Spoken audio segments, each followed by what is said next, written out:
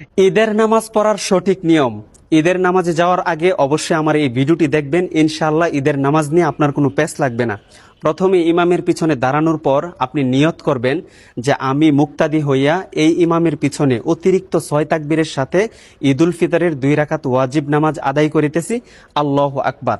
তো ইমাম সাহেব আল্লাহু আকবার বলে হাত বাঁধবেন, আপনিও ইমাম সাহেবের সাথে আল্লাহু আকবার বলে হাত বাঁধবেন।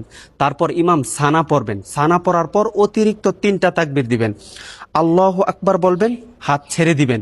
দ্বিতীয় তাকবীর আল্লাহু আকবার বলবেন, হাত ছেড়ে দিবেন। তৃতীয় তাকবীরের মাথায় আল্লাহু আকবার বলে হাত বেঁধে নেবেন। তারপরে ইমাম সাহেব সূরা ফাতিহা এবং অন্য আরও একটি সূরা মিলিয়ে রুকু সিজদা কমপ্লিট করে দ্বিতীয় রাকাতের জন্য দাঁড়াবেন। দ্বিতীয় রাকাতে দাঁড়ানোর পর ইমাম সাহেব প্রথমে সূরা ফাতিহা এবং অন্য আরও একটি সূরা মিলাবেন। সূরা মিলানোর পর রুকুতে যাওয়ার পূর্বে অতিরিক্ত আরও 3টা তাকবীর দিবেন। আল্লাহু আকবার বলবেন, হাত ছেড়ে দিবেন। দ্বিতীয় তাকবীর আল্লাহু আকবার বলবেন, ইমাম সাহেব হাত ছেড়ে দিবেন।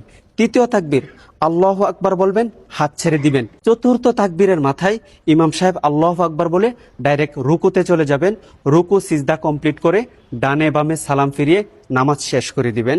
ইনশাআল্লাহ আপনাদের নামাজ সহি হয়ে যাবে। আর এই ভিডিওটি সর্বোচ্চ শেয়ার করে দিবেন যেন সকল মানুষ ঈদের নামাজটি শিখতে পারে ইনশাআল্লাহ।